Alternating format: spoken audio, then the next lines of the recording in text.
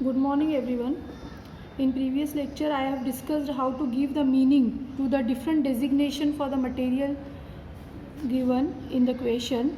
Okay, we have taken this numerical, this question actually 40 C8 SG 700 by 2 FEE 200 and X10 CR 118 NI 9. This question was asked for 4 marks. All the questions which I am discussing over here are all from the I scheme question paper or model question paper of the I scheme. Okay, so we have done this last time. Now I have written the next equation. This is also related with the material. List the factors to be considered while selecting the material for design of machine elements. This question is asked for 4 marks. This is also from I scheme. Okay, you can get easily the answer for this. It is given in your textbook of Nirali also.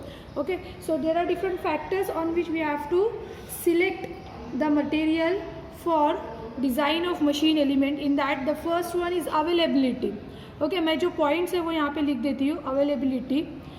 Availability, the material should be easily available in the market. Okay, so this is the factor availability. अगर material ही available नहीं होगा जो तुम select कर रहे हो तो how you are going to manufacture the part. Okay, now next is cost.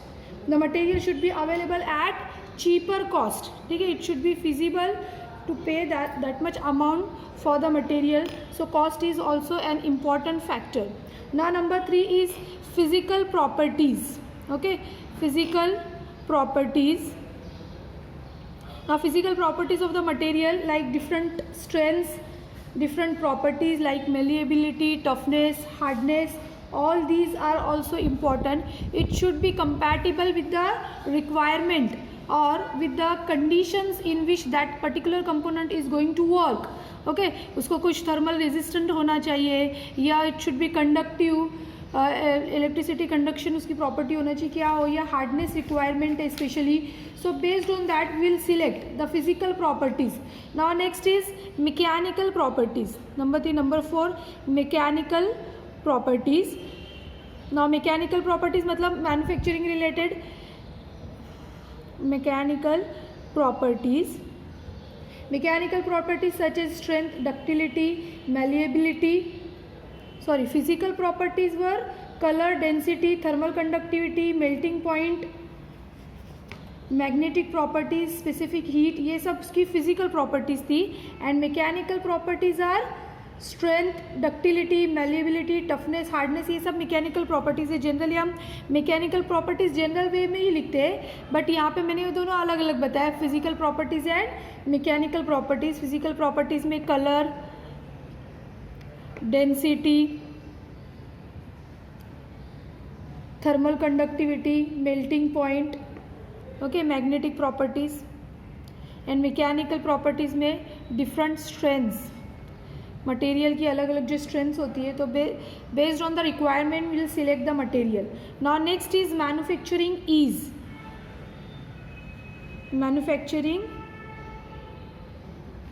Manufacturing ease means the degree with which we can easily manufacture for that particular material. Okay, so various abilities like castability, weldability, machinability, forgeability, ये सारा also these factors are also important. ठीक है, तुमने material select कर लिया, available है, cost beneficial है, cost wise वो इकोनॉमिकल है. ठीक है, फिजिकल प्रॉपर्टीज़ जो हमको डेंसिटी जितना रिक्वायरमेंट था, कलर, वो सब प्रॉपर है. But if it is not easy to manufacture then ऐसा मटेरियल सिलेक्ट करके कोई मतलब नहीं है ना. Okay, so it should be ease. जो प्रोसेसेस, जो मैन्युफैक्चरिंग प्रोसेसेस से वो पास होने वाला है, so that will be ease, that must be easy for that material. Okay, so this is also important property, manufacturing ease. Now next is corrosion resistance. Corrosion resistance, you can consider this point in physical property also. Okay, corrosion resistant, the material should be corrosion resistant. Okay, now sustainability, ये जो properties देख के उसको select किया है, okay जो properties देख के मटेरियल को सिलेक्ट किया है, whether the material can sustain those properties in different working conditions. Okay अलग अलग वर्किंग कंडीशंस में या अलग अलग इन्वायरमेंट में वो सस्टेन कर सकता है या नहीं। Okay so this are the, मैंने यहाँ पे सिर्फ पॉइंट्स लिखे, I will give you the pic of that complete. इसका जो एक्सप्लेनेशन है वो मैं तुमको बुक में से दे देती हूँ। Okay but these are the points, इतना याद रहेगा तो you can formulate the answer. Availability, it should be easily available. cost wise it should be economical. Physical properties means color, density, the parameters which are physically attached, which we consider physically for that particular material, those are physical properties. So it should be as per the requirement. Mechanical properties like different kinds of strength, hardness, toughness. तुम लोगों ने सॉम subject में बहुत सारी mechanical properties पढ़ा है, ठीक है, तो वो सब हमको कंसीडर करना है. Now next is manufacturing is, it should be easy to manufacture, to easy to pass through the different manufacturing processes like weldability, castability, ये सब उसकी मैन्युफैक्चरिंग इज है. Now next is corrosion resistance, it should be corrosion resistance, otherwise क्या होगा, it will fail before its actual life. Now sustainability, it should sustain its properties in different working conditions. Okay, so these are the basic points. You have to maintain the record of these points. Now next is suggest suitable materials. Suggest suitable material for the following machine parts, and the parts are given. This question was also asked for 4 marks. Crankshaft, helical spring, bushes for the knuckle pin and lathe bed. Now for this one table is given. Okay, one table is given in the book. You have to remember, वो ये जो table है ये तुमको याद रखना पड़ेगा, ठीक है, बिकॉज इसके अंदर कोई प्रॉपर्टी के एक्सप्लेनेशन के साथ मटेरियल नहीं दिया है, सिर्फ उस पर्टिकुलर पार्ट के लिए the name of the material is given. Like for crankshaft alloy steel like 35 Mn to MO28. अभी तुमको ये डेजिग्नेशन तुम सीख चुके हो, तो तुमको पता है कि इसका मतलब क्या है, मतलब इसको, इसकी मीनिंग तुम एक्सप्लेन कर सकते हैं. But this material is required for crankshaft. Alloy steel भी सिंपली लिख दिया, it will be okay. Okay, कोई मार्क्स कट नहीं होगा, ऐसा कोई फॉर्मूला नहीं लिखा है. But crankshaft alloy steel the suitable material. Helical spring oil tempered carbon steel, chromium vanadium alloy steel. Bushes for knuckle pin, phosphor, bronze, grey cast iron. Okay, bush के लिए ये रिक्वायरमेंट रहता है material का. ना देखो bearing Bush के लिए भी यहाँ पे वही लिखा है ब्रॉन्ज, ठीक है, बेरिंग के जो बुशेस रहते हैं उसके लिए ब्रॉन्ज. शाफ्ट के लिए it is MS mild steel. Lathe bed grey cast iron, ठीक है. जितनी भी हाउसिंग होती है ऑटोमोबाइल्स में भी, जो हाउसिंग होती है जितने भी पार्ट्स की, क्लच की या गियर बॉक्स की जो हाउसिंग रहती है, material is cast iron. So lathe bed के लिए भी वही रहता है, कास्ट आयरन. आगे फॉर्मूला भी लिखा है, फॉर्मूला नहीं लिखा तो चलेगा, बट ग्रे कास्ट आयरन ये लिखना इंपॉर्टेंट है. Now spring for IC engine valve, carbon steel. Screw for screw jack, carbon steel, low alloy steel होता है ये. वापस से nut of screw jack, phosphor, bronze. देखो यहाँ पे नट का वही मटेरियल है जो बुश फॉर नकल पिन के लिए था. बेरिंग बुशेस में बता चुकी हूँ. शाफ्ट, बॉडी और casing of centrifugal pump. Casing है, नहीं याद अगर कुछ आया और किसी भी चीज़ का केसिंग या हाउसिंग पूछा, you can easily write cast iron, because 99% it is cast iron. Balls for ball bearing, chrome steel. ये काफ़ी हार्ड होते हैं, बहुत ही इसका सरफेस फिनिश जो है बहुत ही हाई होता है. सो इसके लिए भी select the material chrome steel, because इसका जो physical property and mechanical property है, it is suitable for the bearing material. Okay ना. Hydraulic cylinder, plain carbon steel, steel casting and aluminium. Machine tool spindle, heavy duty gear, connecting rod, turbine blade, clutch spring and locomotive, carriage और wagon wheels, ठीक है. तो ये सब के लिए total 18 अलग अलग पार्ट्स के लिए the material is given. Okay, so you have to remember the name of this material for the particular parts, ठीक है, उसको तुमको याद रखना है. Okay, so you can easily get the answer of this question from the book. अब इसमें से कितने पूछा है क्वेश्चन में? Crank shaft, helical spring, bushes for knuckle pin and lathe bed. 4 के लिए पूछा है, बट जितने भी बुक में दिए हुए वो सब तुमको याद रखना है.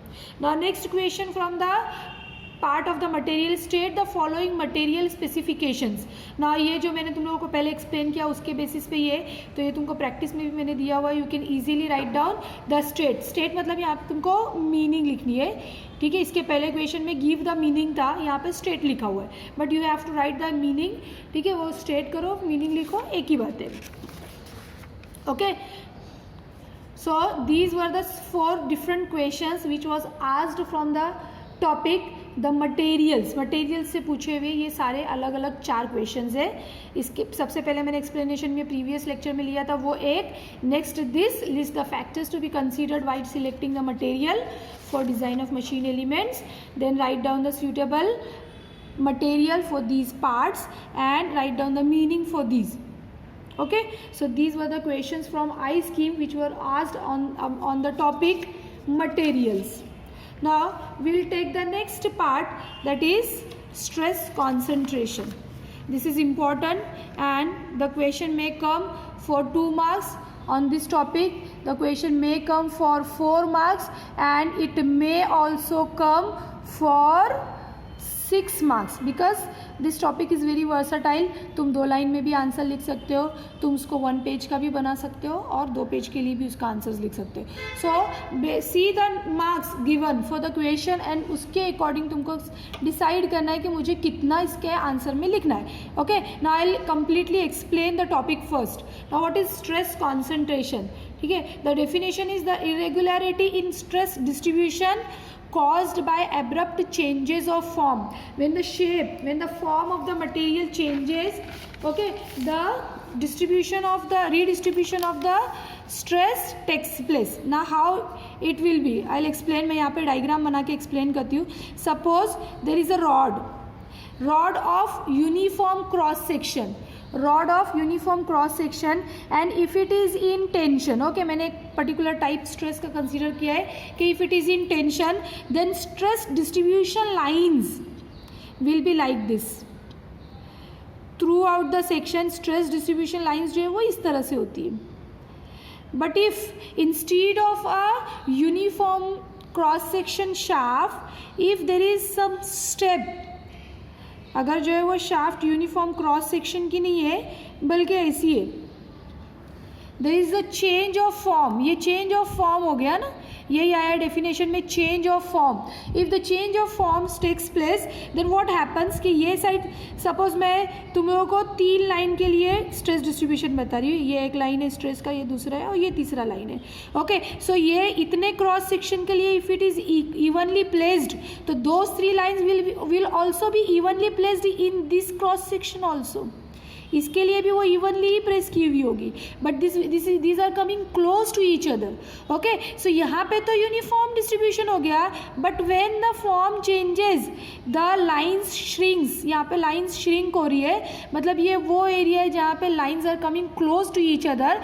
सो at this point will call this that the stress concentration is happening at this section where the form is changing. Okay, यहाँ पे फॉर्म चेंज हो रहा है, शेप चेंज हो रहा है, डायमेंशन चेंज हो रहा है cross sectional.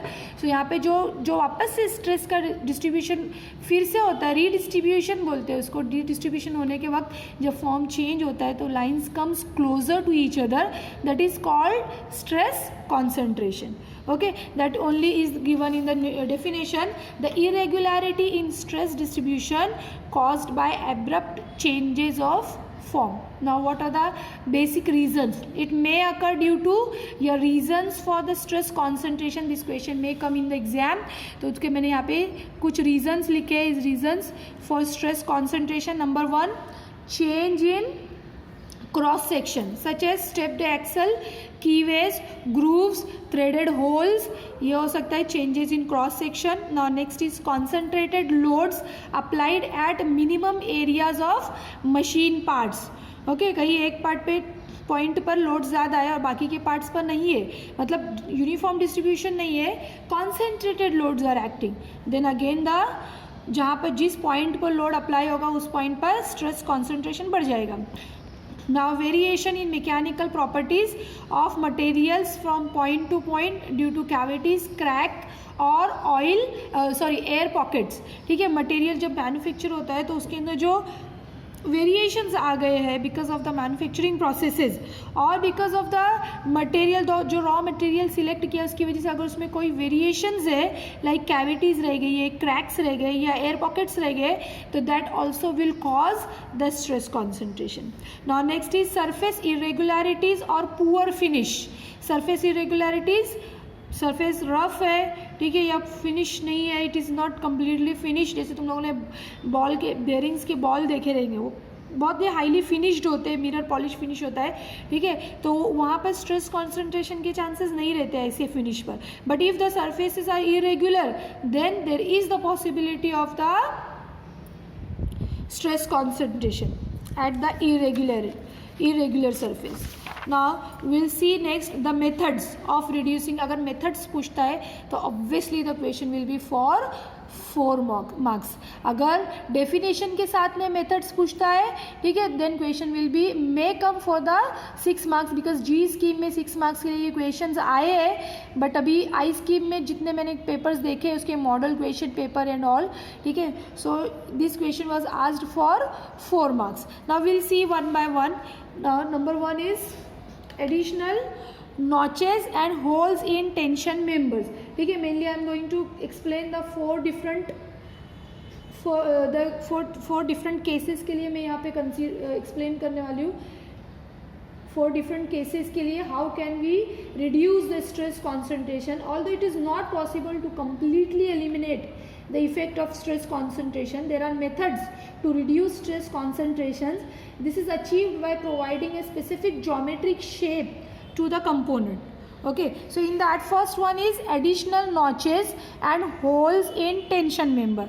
Now what I am showing here, you can see अगर एक flat plate है with a V notch subjected to tensile force as shown in figure, जैसे कि मैं तुमको यहाँ पे एक डायग्राम बना के बताती हूँ. सपोज एक फ्लैट पीस है with we notch, okay, so यहाँ वो जो रहेगा वो पार्ट ऐसा रहेगा. Now if it is in tension, अगर इसके ऊपर टेंसाइल लोड है, देन द स्ट्रेस कॉन्सेंट्रेशन का लाइंस नियर द ग्रूव्स वो ऐसी होगी, ठीक है. सो व्हाट विल हैपन कि ये जो ग्रूव वाला ये जो पार्ट है, यहाँ पे जैसे जैसे मैं लाइंस ड्रॉ करते जाएंगी, the lines will come close to each other.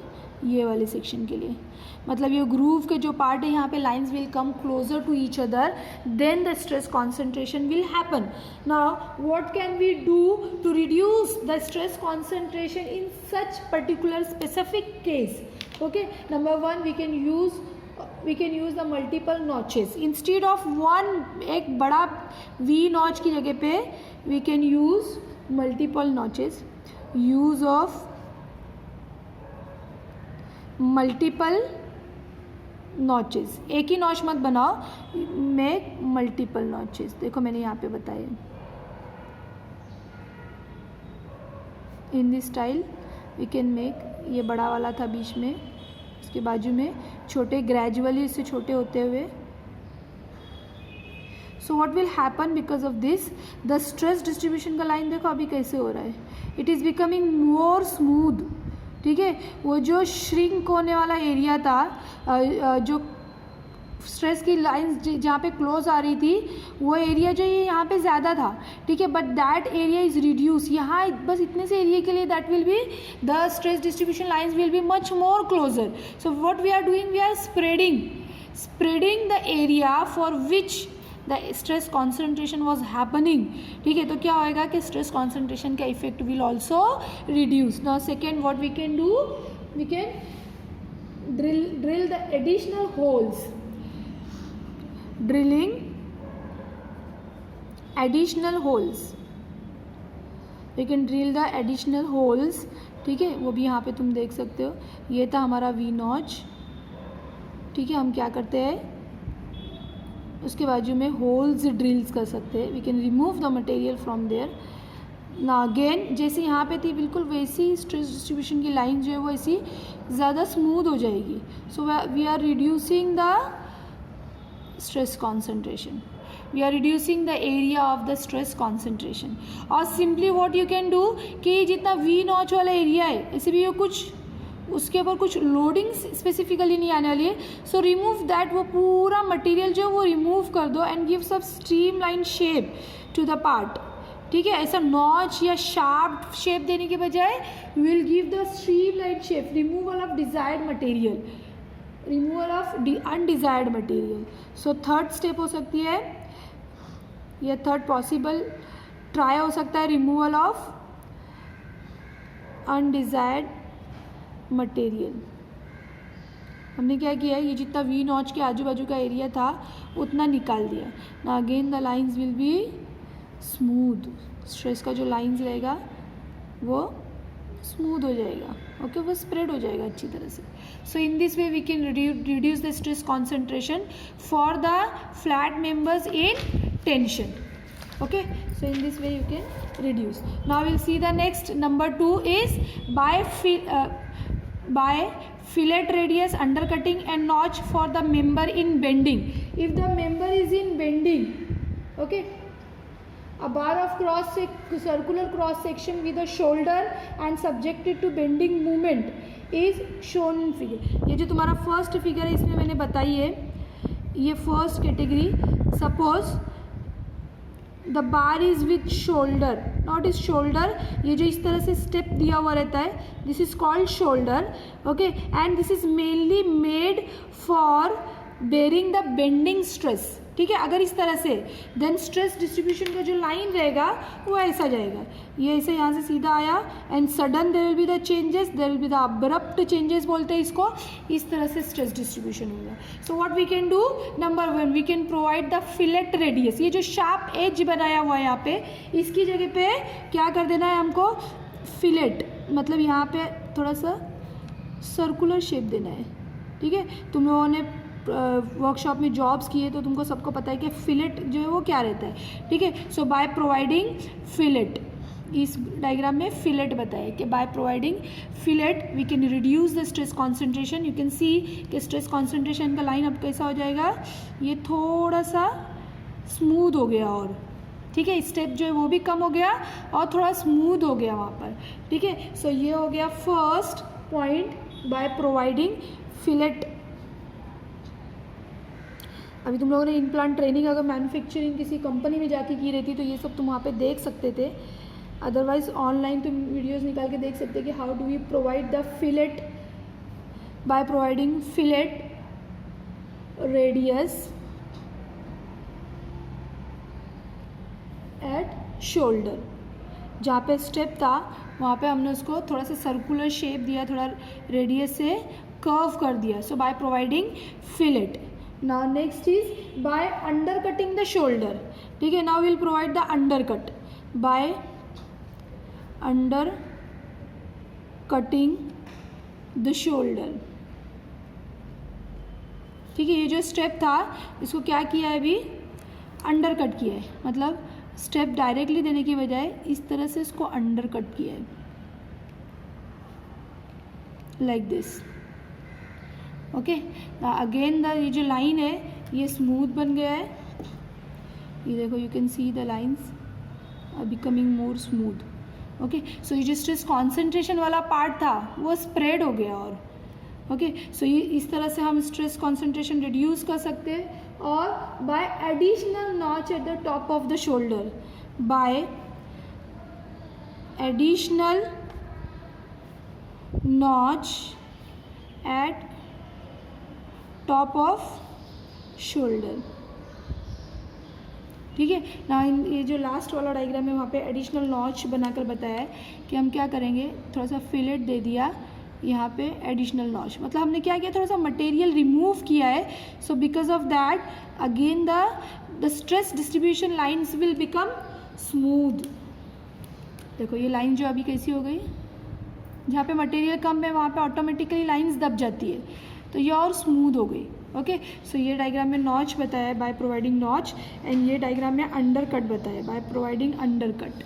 Okay, so in this style we can reduce the stress concentration for the members with shoulder and in bending stress, उनके ऊपर बेंडिंग लोड आ रहा है तो ठीक है, ये सब डायग्राम में तुमको बेंडिंग के लोड की निशानी बना के बताने की, ठीक है। बेंडिंग में इस तरह से लोड एक्ट करता है ना, tension as well as compression. You can write down this line as bending movement. Okay, so in this style we can reduce the stress concentration for the material which is in under bending stress. Now next, third is drilling additional holes for shaft. Drilling additional holes for shaft. So suppose this is the shaft with keyway. Okay, now when there will be the keyway, इसके ऊपर generally shaft जो होती है वो rotating parts होते हैं, सो torsional stress उस पर होता है, ठीक है। टॉर्शनल स्ट्रेस जो वो इस तरह से उस पर स्ट्रेस का लाइन्स एक्ट करता है, तो जहाँ पर ये कीवेज होते हैं तो उसकी वजह से स्ट्रेस डिस्ट्रीब्यूशन की लाइन देखो ये ऐसी इस तरह से हो जाती है, means at the corners the stress concentration occurs. Okay, so for this we'll see a transmission shaft with a keyway is shown in the figure. ये transmission shaft है, suppose the keyway is a discontinuity and results in stress concentration at the corners of keyways. Therefore holes are drilled to minimize the stress concentration at the corners of keyways as shown. हमको क्या करना है कि ये जो इसके जो whole, इसके जो कॉर्नर्स वाला पार्ट्स है उसके नज़दीक होल्स ड्रिल करना है, मतलब वहाँ थोड़ा मटेरियल रिमूव करना है। सो व्हाट विल हैपन कि ये जो इस तरह से जो स्ट्रेस डिस्ट्रीब्यूशन की लाइंस जा रही थी ये इतना क्लोज, ये अब स्मूथ हो जाएगी वहाँ पे, बिकॉज वहाँ पे मटेरियल रिमूव कर चुके हैं हम लोग। ये स्ट्रेस डिस्ट्रीब्यूशन की लाइंस ऐसे स्मूथ हो जाएगी यहाँ पे। Okay, so by providing the additional holes near the corners of the keyway we can reduce the stress concentration for a shaft transmitting some power. ऐसे किसी शाफ्ट के लिए हम इस तरह से we can reduce by providing additional hole for shaft. Now next is last one is reduction of stress concentration in threaded members. Threaded members में क्या होता है कि जो थ्रेडिंग्स होती है, ठीक है, इन दिस तुमको इसके पहले तुम लोगों ने टर्न बक्कल में मैंने तुमको बताया है कि कोर डायमीटर मतलब सबसे कम डायमेंशन वाला core diameter then nominal diameters होते हैं, और ये दोनों के बीच में इस तरह से continuously the cross sectional dimensions are changing in threading because of the threading. तो ऐसी पर्टिकुलर केस में किस तरह से स्ट्रेस डिस्ट्रीब्यूशन होता है, यू कैन सी ये जो थ्रेडिंग वाला पार्ट होता है ना, ये थ्रेडिंग वाला पार्ट है, और जो प्लेन पार्ट होता है उसको हम लोग शैंक बोलते हैं। ओके, और ये आगे का थ्रेडिंग वाला पार्ट है। तो इस तरह से स्ट्रेस डिस्ट्रीब्यूशन होता है, मतलब जहाँ से थ्रेडिंग स्टार्ट होती है वहाँ से the redistribution of the stress occurs, ठीक है, और जहाँ पे चेंज होता है वहाँ पे the lines comes closer to each other. आगे समझो इक्वल डिस्टेंस पर रहेगी, बट जहाँ पे चेंज अकर होता है वहाँ पे स्ट्रेस कॉन्सेंट्रेशन होता है। Okay, so for this number 1 क्या हम कर सकते हैं, by providing the under cut. So by under cutting, by undercutting. Now what do we do in undercutting? What do we do कि ये जो कोर डायमीटर वाला है उससे डायरेक्ट शैंक मत बनाओ, थोड़ा प्लेन एरिया हो, और उसके बाद शैंक, मतलब शैंक में एक्चुअली हम लोग ने स्टेप दिया है, ठीक है। सो this is called undercut in threaded area. Okay, तो ये लाइन क्या होगी, थोड़ी और स्मूथ हो गई है, मतलब जो ये एब्रप्ट चेंज डायरेक्टली जहाँ थ्रेड स्टार्ट होते थे वहाँ होता था वो थोड़ा उसके पहले ही हो जाएगा। ओके, उसके थोड़ा पहले हो जाएगा। So lines will be more smooth at the threaded parts because the mainly the load is beared by this threadings पर ज़्यादा लोड आता है, ठीक है। सो वहाँ पर ये इस तरह से स्मूथ हो जाएगी लाइंस, ठीक है। So by providing undercut, this is called undercut. What we are doing, we are providing the step in the shank को थोड़ा स्टेप किया है यहाँ पर, ठीक है। स्टेप करने के टाइम पे ये जो राउंड कॉर्नर्स रहेंगे इसको फिलेट की मदद से रखेंगे थोड़ा round. So what will happen, again the shape will be more smooth. Okay, sudden change नहीं होगा, shape will be more smooth. Now the second way, reduction in shank diameter by reducing shank diameter, by reducing shank diameter. Now what we are doing कि ये जो तुम्हारा screw thread का जो DC था core diameter, core diameter जो minimal diameter है उतने ही डायमीटर का शैंक रखो। इसकी थियरी आगे भी न्यूमेरिकल में आने वाली, इसको अच्छी तरह से समझ लो, थ्रेडेड पार्ट्स के लिए स्पेशली, ठीक है। सो यहाँ पर ये जो शैंक रहेगा ये नॉमिनल डायमीटर के बजाय will keep with the same dimension as the core diameter. Then what will happen कि जो स्ट्रेस की लाइन है ये स्मूथ रहेगी, ये कहीं भी चेंज ही नहीं होगी। Okay, so there will be the less the chances will be highly reduced, the chances of stress concentration will be highly reduced for threaded parts in this way. Okay, ये वाला है reduction in diameter. Okay, so in this style we can reduce the stress concentration for different cases. I have discussed the different 4 cases.